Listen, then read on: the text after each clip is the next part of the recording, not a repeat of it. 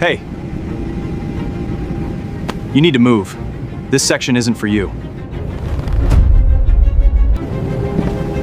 Sir, I'm gonna need to see ID.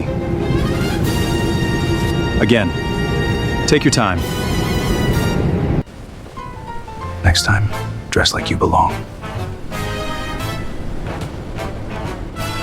The man in seat 3A hadn't said a word since boarding. He was tall, broad-shouldered, somewhere in his early 50s, with close-cropped silver hair and the kind of stillness that comes from years of learning when to move and when to wait. He wore a faded navy hoodie, dark jeans, and a pair of worn New Balance sneakers that had seen better decades. His carry-on was a beat-up duffel bag, the kind you get at an Army surplus store for $12. He sat down in seat 3A, first class, window, $4,200 round trip to Dublin, folded his hands in his lap and looked out at the gate. His name was Marcus Webb. Nobody on Transatlantic Airways Flight 892 out of Chicago O'Hare knew that name. Not yet. The boarding process was winding down. The gate agent's voice crackled over the intercom calling final stragglers. Flight attendants moved through the aisles doing last checks. The captain's door was still open, not wide, just a few inches. And from seat 3A, if you leaned slightly toward the aisle, you could see the edge of the instrument panel, the glow of the screen, the familiar constellation of gauges and switches that Marcus had spent 22 years memorizing until they were as natural to him as his own heartbeat. He was not leaning, he was simply sitting. But his eyes had drifted there, the way a carpenter's eyes drift toward the joints in a doorframe, the way a surgeon's hands move toward a scar without meaning to. It was not a choice, it was just who he was. That was when Ryan Cole saw him. Cole was 29 years old, first officer on this flight, and he had the posture of a man who had been told his whole life that he belonged exactly where he stood. His father had flown for Transatlantic for 31 years. His uncle had been a Czech airman. Cole had gotten his wings at 24, his first officer stripes at 26, and had spent the 3 years since then walking through aircraft like he owned the floor under his feet. He came out of the cockpit to check something with the lead flight attendant, Sandra, and stopped. There was a man in seat 3A staring at the cockpit. Cole looked at him, hoodie, worn sneakers, the duffel bag, the skin. Cole's jaw tightened the way it does when someone has already made a decision and is now simply looking for the words to justify it. He walked over. Hey. Cole's voice was not loud, but it carried, the kind of voice designed to be heard by more people than the one it was aimed at. This section's first class. Marcus looked up at him. I know. You got a boarding pass for this seat? Marcus reached into the front pocket of his hoodie and produced a boarding pass. He held it out. Cole took it, looked at it for exactly 2 seconds, long enough to see it was valid, not long enough to pretend he'd checked anything, and handed it back. Where are you headed? Dublin, Marcus said. Business or pleasure? And there it was. The question that was not a question. The pause that was not a pause. Marcus had heard this exact silence before, in airports and hotel lobbies and hospital waiting rooms, in the space between a man's first look and his first word. He knew what it meant. He had known what it meant since he was 19 years old. Visiting my son, Marcus said. Cole held his gaze for a moment. Then he turned and walked back toward the cockpit, and on the way he stopped at Sandra's station and said something low, and Sandra's eyes moved briefly to seat 3A, and she nodded once with the careful neutrality of someone who had learned that neutrality kept the peace. 2 minutes later, a man in a gray airport security uniform appeared at the front of the jetway. He came down the aisle slowly, making eye contact with no one in particular until he reached row 3 and stopped. Sir, I need to see some identification. Marcus looked up at him. The security officer was young, maybe 25, uncomfortable in a way that the uniform couldn't quite cover. You already have my boarding pass, Marcus said. I need a government-issued ID, sir. Marcus reached into his jacket and produced his passport. The officer took it, studied Marcus, studied it again. Around them, the first-class cabin had gone the particular kind of quiet that happens when people are paying very close attention while pretending to do something else. A woman in 2B was very interested in her phone. A man in 4A was suddenly fascinated by the Sky Mall magazine. The officer handed the passport back. Thank you, sir. Sorry for the inconvenience. He walked back up the aisle. Marcus put his passport away, and then Ryan Cole came back out of the cockpit. He walked down to row 3 and stood over Marcus the way a man stands when he wants the geometry of the situation to say something his words won't. He kept his voice low, but not low enough. Listen, I don't know what you think you were looking at up there, but this crew takes security seriously. If you have any issues with that, you can take it up with the airline. But on my aircraft, we do things a certain way. His aircraft. Marcus looked at him for a long moment, not with anger, not with hurt, with something quieter and more complete than either of those things. The look of a man who has seen this so many times that it has stopped surprising him, and the absence of surprise is its own kind of sorrow. He said nothing. Cole held his gaze for 2 more seconds, then turned and walked back to the cockpit. He pulled the door almost all the way shut. The cabin exhaled. Marcus turned back to the window. Out on the tarmac, a fuel truck was pulling away from the wing. The afternoon sun hit the asphalt at a low angle, turning it amber. Somewhere out there, past the runways and the perimeter fence and the gray Illinois sky, his son Daniel was in Dublin waiting for him. 24 years old. Just started a new job at a tech firm on Grand Canal Dock, called Every Sunday. Marcus closed his eyes. He was not angry. He had made a decision a long time ago that anger was a fire that burned the man who carried it more than anyone else. What he felt instead was something more like tiredness, not the tiredness of a bad day. The tiredness of a particular kind of life worn into the bones over decades, the way water wears into stone. 22 years. That was how long he had flown for Continental Cross Airways before the merger folded them into transatlantic. 18,247 flight hours. 14 different aircraft types. The first black chief pilot in Continental Cross's 61-year history. He had earned that title the long way. Through 4,000 hours of right seat time and 2 simulator check rides, he wasn't supposed to pass on the first attempt, and a decade of performance reviews that always found some small technical reason to hold him back until the evidence became impossible to ignore. He had loved this work. That was the thing people never quite believed when he told them. Not the status, not the title. The actual work, the physics of it, the way a 400,000-pound aircraft becomes, under the right hands, something almost alive. The way a crosswind landing requires a kind of conversation between the pilot and the machine, adjustments and counter-adjustments happening faster than conscious thought. He had been good at it. He had been better than good. 14 months ago, Transatlantic's new VP of Operations, a man named Gerald Whitmore, who had come over from the insurance industry and thought aviation was basically the same as underwriting, had called Marcus into his office and explained, the careful language of lawyers and HR consultants, that the airline was restructuring its senior pilot program and that Marcus's position as chief pilot was being transitioned to a new leadership model. Incident report from 8 months earlier had been attached to the termination packet. A ground vehicle collision at Denver International. A fuel truck had drifted into the path of Marcus's taxiing aircraft in conditions of near-zero visibility fog. No injuries. Minor damage to one wingtip. The investigation had found no pilot error. But Whitmore had the report, and Whitmore needed a reason. Marcus had not fought it. He had thought about it for a long time, sitting in his apartment in Lincoln Park, looking at 22 years of commendations on the wall, and decided that fighting it would cost him something he wasn't willing to spend. He took the severance package. He cleared out his locker at O'Hare Operations. He called Daniel and said he was coming to visit. He booked a first-class ticket because he had earned it, and because he was done shrinking himself to make other people comfortable. He had not expected Ryan Cole, but he was not surprised by Ryan Cole. That was the difference. The engine spooled up. The flight attendants completed their safety demonstration. The aircraft pushed back from the gate at 3:47 p.m., 17 minutes behind schedule, and began the long taxi to runway 28 left. Marcus watched the airport slide past the window and let himself go quiet inside.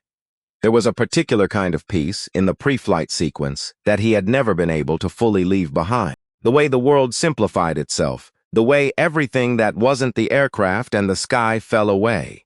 He was almost asleep when the wheels left the ground. He was completely asleep 12 minutes later when they passed through 18,000 feet and the seatbelt sign chimed off. He did not hear the sound from the cockpit. Sandra heard it. She was in the forward galley prepping the first drink service when the muffled thud came through the cockpit door, followed by a sound she had never heard in 19 years of flying and never wanted to hear again. She knocked twice, got no answer, used her override code, and pushed the door open. Captain Doug Harrell was in the left seat. He was 61 years old, 29 years with the airline, and he was slumped sideways with his right hand pressed flat against his chest and his face the color of old concrete. Ryan Cole was in the right seat. He had the aircraft in autopilot, and he was talking to Harrell in a low, urgent voice, and his hands were shaking. "Get the doctor," Cole said without looking at Sandra. Now, she was already moving. The passenger manifest showed 2 doctors on board. Dr. Patricia Okafor, a cardiologist from Northwestern Memorial, was in seat 22C. She was at the cockpit door in 90 seconds, her medical bag open before she crossed the threshold. She checked Harrell's pulse, his pupils, his breathing, asked Cole 3 rapid questions about what he'd seen before the collapse. He said his arm felt heavy, Cole said. Then he just went down. "Cardiac event," Dr. Okafor said. "He's stable, but he cannot fly. He needs a hospital." She looked at Cole. "How much time do we have?" Cole's voice, when it came, was stripped of everything except the facts. "We're 4 hours, 40 minutes out of Dublin. We can divert to Gander in Newfoundland, approximately 2 hours back, or Shannon in Ireland, about 3 hours ahead.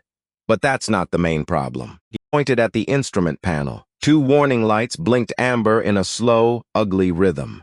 The hydraulic pressure gauges on both primary systems were dropping steadily, in the way that means it is not going to stop. "The fly-by-wire system is throwing errors," Cole said. "I've got both hydraulic systems degrading. I don't know what triggered it. I've been on the radio with dispatch and maintenance, and nobody," he stopped. Swallowed. "I've got maybe 800 total flight hours. I've never done a manual reversion landing. I've read the procedure. I've done it twice in the sim." Twice in the sim. Sandra stood in the doorway. She thought about the 219 people in the seats behind her, their books and their headphones and their drinks, their children asleep, and their elderly parents and the young couple in 17D who had been holding hands since takeoff. She thought about what she knew and what she didn't know. "Is there anyone on board who could help?" she asked. Cole looked at his instruments. The hydraulic pressure on System 1 had dropped another notch. "We need a combat pilot, or someone with manual reversion experience. Commercial pilots don't train for this the way military does." Sandra turned and walked back into the cabin. She stood at the front, in the space between the galley curtain and the first row, and she raised her voice to a level she had never used before on an aircraft. Not loud enough to cause panic, loud enough to mean it. "Ladies and gentlemen, I need your attention. We have a situation that requires immediate assistance. If there is anyone on board with military flight experience, combat pilots, test pilots, anyone with experience in manual aircraft control under emergency conditions, please make yourself known to me right now." The cabin went still. A baby cried somewhere in economy. Someone in business class asked their neighbor what was happening. A man in row 8 raised his head and looked around. An elderly woman gripped her armrest. Nobody stood up. Sandra waited 10 seconds. 15. She scanned the faces. The man in 2B, the woman in 4C, the couple in 9A and 9B, the seat 3A. The man in the navy hoodie was awake. He had been awake since her voice cut through the cabin. He was sitting completely still, looking straight ahead, and Sandra could see from the particular quality of his stillness that he was not calm. He was thinking. She walked to him. "Sir," she said quietly, "do you have any flight experience?" Marcus Webb looked at her. She was in her early 50s, he guessed, with gray threading into her dark hair and the kind of eyes that had seen enough to stop being surprised. She was not afraid. She was just asking. He thought about Daniel in Dublin. He thought about the phone call this morning, Daniel saying he'd booked a table at a restaurant on the canal for tomorrow night, somewhere nice. He'd been saving up. He thought about Ryan Cole's face and the word "my aircraft" and the security officer who'd apologized without meaning it. He thought about 219 people. "Yes," Marcus said, "I do." He stood up. Sandra led him toward the cockpit. Heads turned as he moved down the aisle. He heard the whispers start, heard someone say what's happening, heard a child ask a question that went unanswered. He kept his eyes forward. At the cockpit door, Sandra stopped him. I have to be honest with you, she said, low enough for only him to hear. I don't know who you are. I need to know who you are before I open that door. My name is Marcus Webb, he said. I was chief pilot for Continental Cross Airways for 11 years. Before that, I was a first officer for 9. 18,247 flight hours. I've done manual reversion landings. In the sim. In the air. Sandra looked at him for 3 full seconds. Her eyes went to his hands, steady, loose at his sides, then back to his face. Wait here, she said.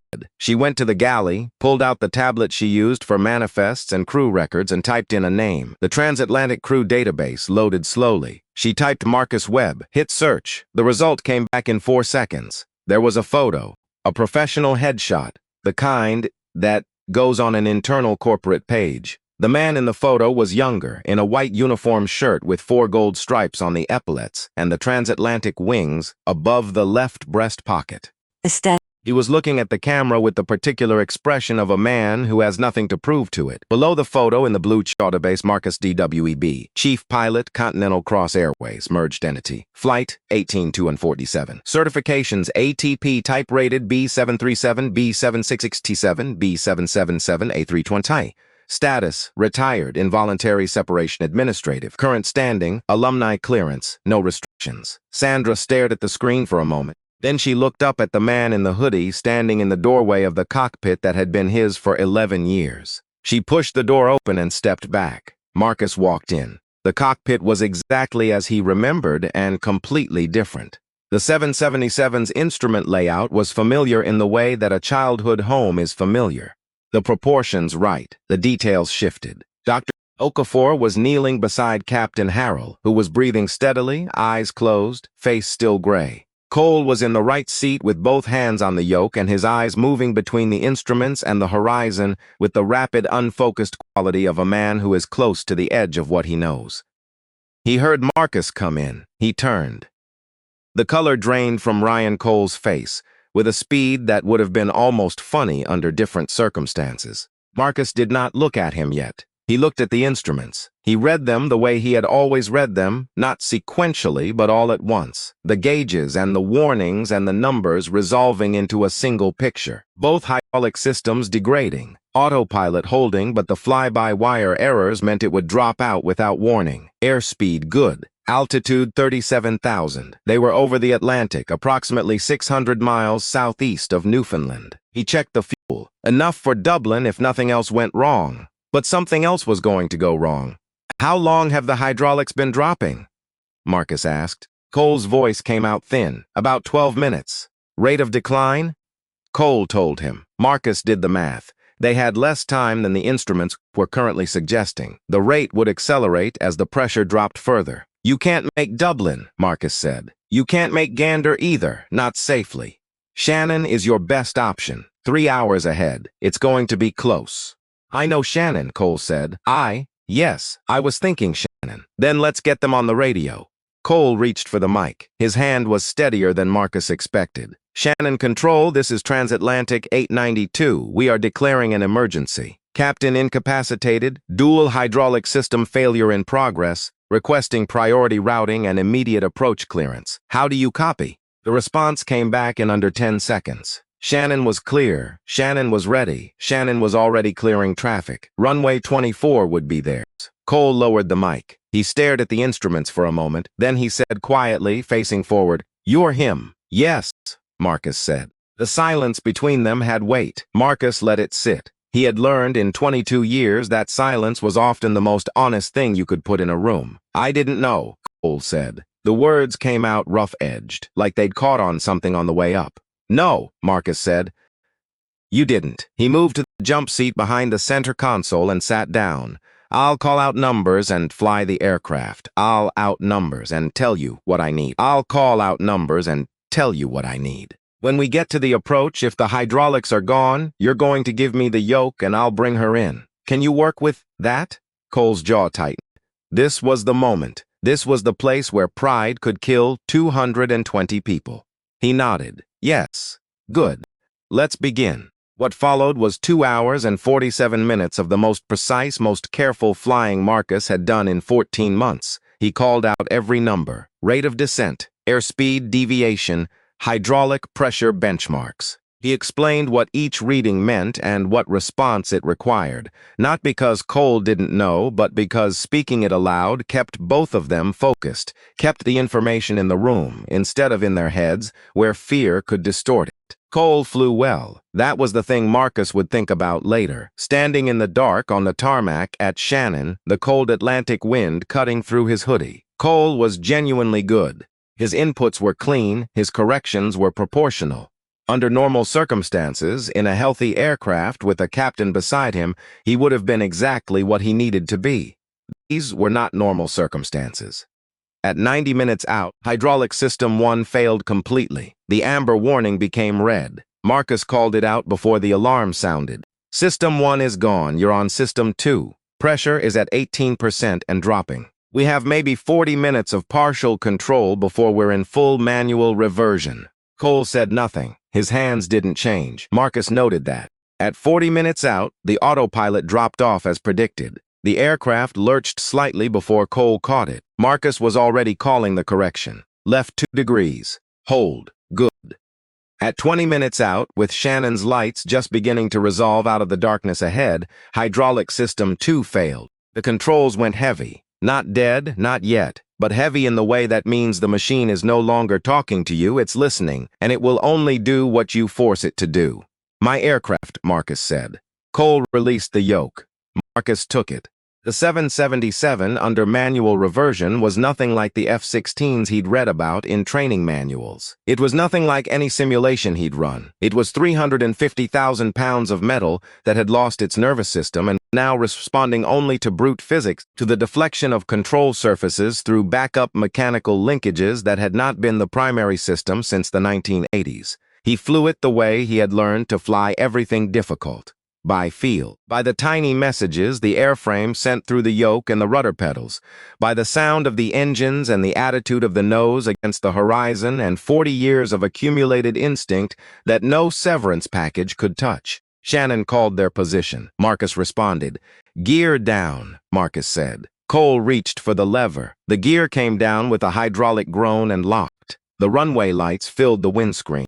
In the cabin, Sandra had put everyone in brace position 6 minutes earlier. The aircraft was eerily quiet. Later, passengers would describe it as the loudest silence they had ever experienced. A man in row 22 was holding a photograph of his daughter. The elderly woman from 11A had her rosary out. The couple in 17D had stopped holding hands and each gripped their own armrest, not because they had given up, but because each of them, independently, had decided they did not want the other to feel how hard they were shaking. Marcus brought the nose up. The main gear hit the runway at Shannon Airport at 9:14 p.m. local time, with 34% more force than a normal landing and an offset of 4 degrees from centerline that he corrected within the first 200 feet of rollout. The aircraft bounced once, came down hard, and stayed down. Without hydraulics, the brakes were degraded. They were not stopping fast enough. Marcus had already seen this. He had already calculated the runway length and the deceleration rate and the gap between them. Shannon, we need the arrestor bed. Give me the markers. 892. Arrestor bed is 2,800 feet ahead on your right, marked with blue lights offset from centerline. You are clear to use. Marcus used differential thrust to steer. Right engine reduced, left engine maintained, and the nose came right toward the blue lights, toward the engineered soft ground that would drag the aircraft to a stop through sheer resistance. It was a brutal correction, the kind that makes the airframe scream. The aircraft veered right. The front gear hit the arrestor material. The deceleration was immediate and violent. Everything that wasn't bolted down moved forward. In the cabin, people cried out. Someone's bag fell from an overhead bin. Sandra braced herself against the forward bulkhead and stayed upright. The aircraft stopped. The engines wound down. For a moment, maybe 4 seconds, maybe 10, nobody moved. Then the cabin erupted. Not in panic, in something else. People laughing and crying and grabbing the stranger next to them and saying things that didn't quite make sense because sense wasn't what was needed right now. Sandra opened the cockpit door. Marcus was sitting in the jump seat with his hands in his lap. Cole was in the right seat, face forward, not moving. Dr. Okafor was still beside Captain Harrell, one hand on his wrist. He's okay, she said. Pulse is stronger. He needs a hospital, but he's going to make it. Sandra looked at Marcus. She had been a flight attendant for 19 years. She had handled decompression events and medical emergencies and a ditching drill that had gone wrong in a training pool in Miami. She had thought she knew what professionals looked like under pressure. She said, "Thank you." Marcus nodded once. He didn't look at Cole. Cole looked at him. Outside, the emergency vehicles were converging on the aircraft. Red and white lights strobed across the cockpit windows, painting the faces of the three people inside in alternating color. The paramedics came up the jetway first, moving quickly toward the captain. Then the airport operations team. Then the transatlantic duty manager, a woman named Patricia Holt, who had driven from the operations center at a speed she would not admit to. Holt stepped into the cockpit, took in the scene, and said to Marcus, "Are you the pilot who brought her in?" "I assisted," Marcus said. "His name is Marcus Webb," Sandra said from the doorway. She held up her tablet with the crew database still on the screen. "Former chief pilot, Continental Cross." Holt looked at the screen. She looked at Marcus. She looked at Cole, who was sitting very still and saying nothing. She said to Marcus, "I'm going to need a full debrief, and I am going to need you to understand that what you did tonight is going to be reviewed at the highest level of this airline." "I understand," Marcus said.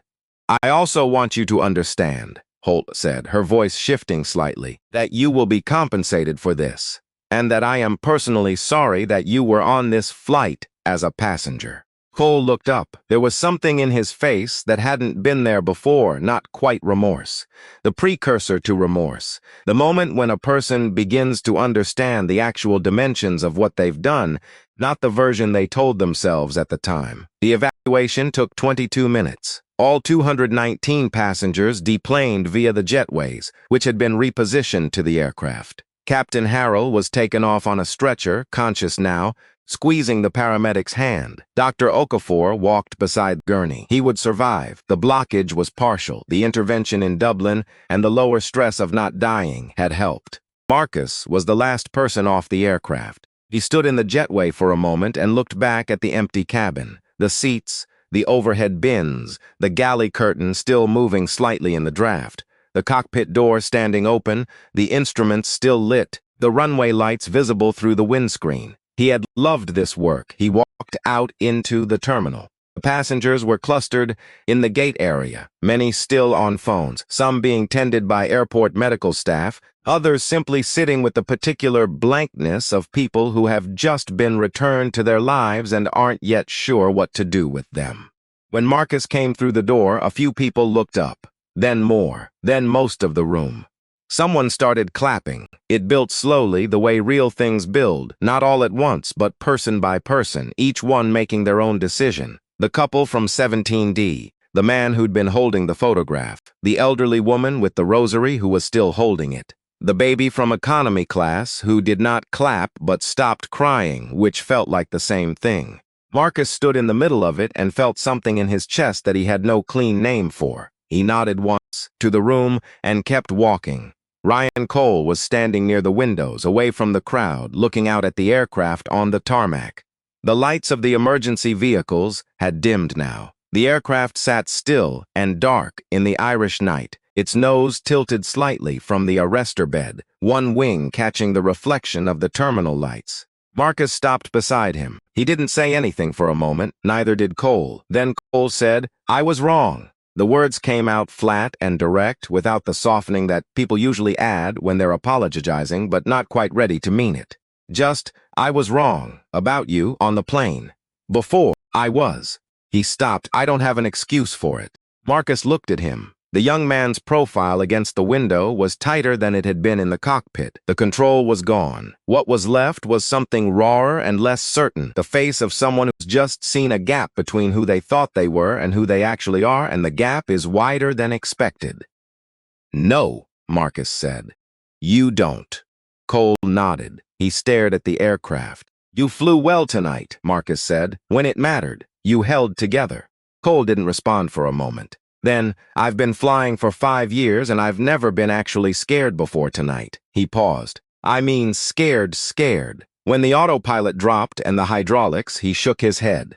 "I thought that was it." "Fear is not the problem," Marcus said. Fear means you understand what's real. The problem is what you do with it.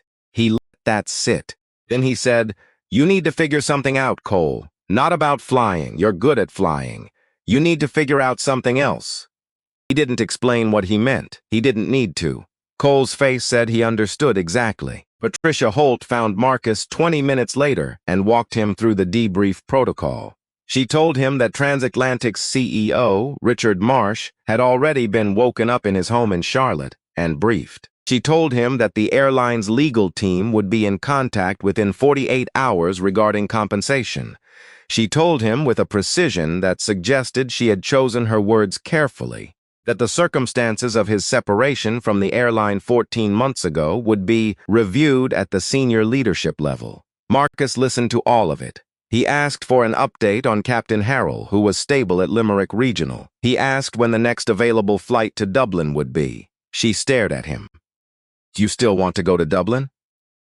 "My son has a dinner reservation," Marcus said. She arranged a seat on the 7:15 a.m. Aer Lingus flight out of Shannon. Business class, no charge, Transatlantic's account. He spent the night in the airport hotel, 4 hours of sleep in a room that smelled of industrial detergent and the particular anonymity of transit spaces. He showered. He called Daniel and said he'd been delayed and would explain when he got there. Daniel said, "Dad, I saw it on the news." "Dad, are you?" "I'm fine," Marcus said. "I'm fine. I'll see you tomorrow."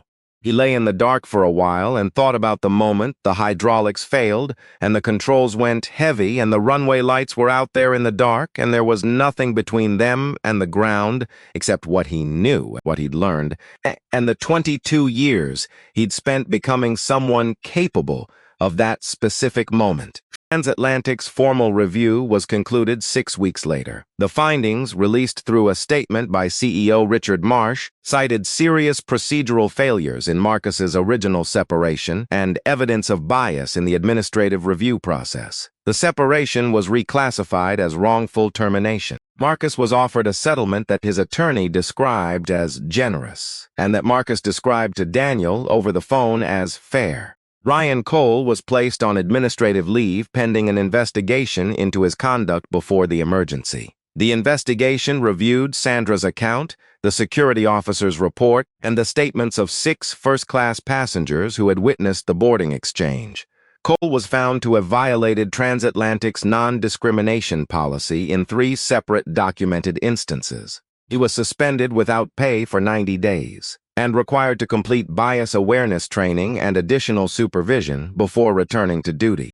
At the end of the 90 days, before Cole returned to the line, he sent a formal written statement to Transatlantic HR. It was not required as part of his reinstatement. He submitted it anyway. The statement acknowledged, specifically and without qualification, that his treatment of Marcus Webb on February 14th had been wrong, had been racially motivated, and had been beneath the standards of his profession and his own stated values. The statement was placed in his personnel file. Marcus was told about it by Patricia Holt in a phone call that lasted 4 minutes. He was quiet for a moment after she finished. Then he said, "He flew well when it mattered. Remember that too." Holt said she would. Marcus was in his apartment in Lincoln Park when he got the call. It was a Sunday morning. Daniel would call in an hour. Outside the window, the lake was flat and gray and enormous, the way it always was in March, before the light changed and the city remembered how to be itself again. He looked at the 4 gold stripes on the uniform jacket hanging behind the door. He had taken it out of storage last week, not to wear it, just to look at it. 22 years, 18,000 hours, the first. He put the phone down on the table. He made coffee and sat by the window and waited for his son to call. The lake stretched out toward the horizon and the morning came in slow and the city below moved through its Sunday rhythms, indifferent and continuous and alive, the way cities are, the way life is, carrying forward everything that has happened inside it without pause or ceremony, because that is what living things do. They keep moving. They don't ask permission. They go.